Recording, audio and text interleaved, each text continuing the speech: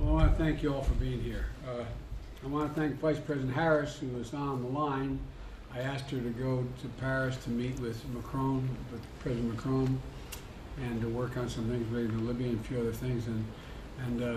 Thanks, Madam Vice President. In a little while after this is over, maybe we can talk and see how things are going. Okay for you? All right. I'd like that. Thank you, Mr. President. Okay.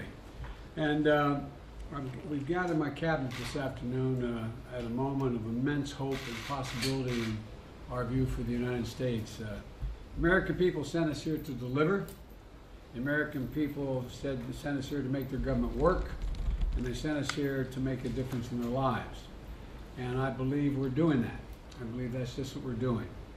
On Monday, I look forward to signing into law the Infrastructure Act, the Investment and Jobs Act, which we'll do outside, God willing, of the weather holding.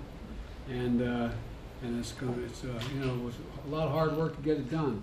I know it's probably hard work for all the press here to watch me try to get it done. But I want to thank them for acknowledging that this was a bipartisan bill, with bipartisan support, and proving we can still come together. It's hard, but we can still come together to get something big done for the American people. And the bill represents critical investments that are long overdue in our country.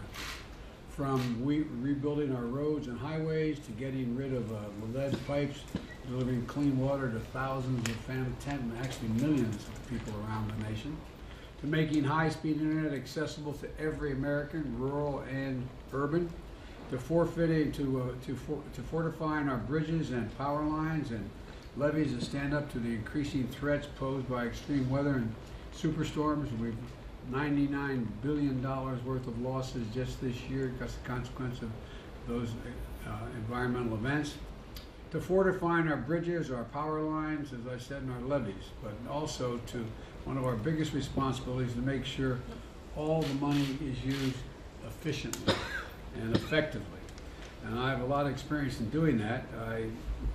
When I was vice president, I was given the responsibility of overseeing, as my now running the vets department, but as my former chief of staff of was saying here, Dennis can tell you, of implementing the Recovery Act, which was nearly $9 billion in stimulus package, $900 billion stimulus package. And in the process, I'm proud to say we were able to, the president gave me the authority, which I will be signing as well, to use whatever assets the federal government had, any personnel in the federal government, and we put together a good team, because when we finished implementing the Recovery Act, it was determined that it had less than 0.2% waste or fraud, period. That's how I became known. The president started calling me Sheriff Joe, but from President Obama at the time.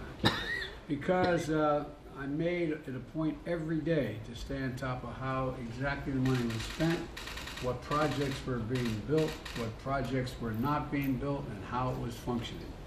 And it was one of the most efficient implementations of a major program in modern American history. Well, it is my intention to see to it that the act we just passed, that we're going to sign on Monday, meets the same standard. We owe it to the American people to make sure the money in this infrastructure plan and the Build Back Better plan, which God willing we're going to be able to still finish, will be able to be used for purposes it was intended. So that's what I want to talk to my cabinet about today, and the high obligation and responsibility that we all have to make sure this money is used wisely, used well, and used for the stated purposes for the American people. Because if we do it right, we know what it will mean. We know what it will mean.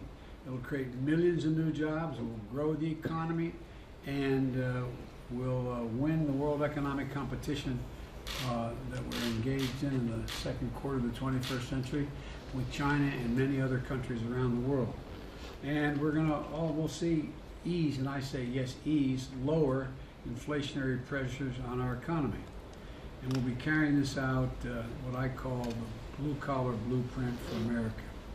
One that builds the economy from the bottom up and the middle out, and one not from the top down. And so I want to thank you all for being here. That's what we're going to discuss today, and next week I'll have further announcements of exactly who's going to be put in charge of how we do this. So, thank you all so very much.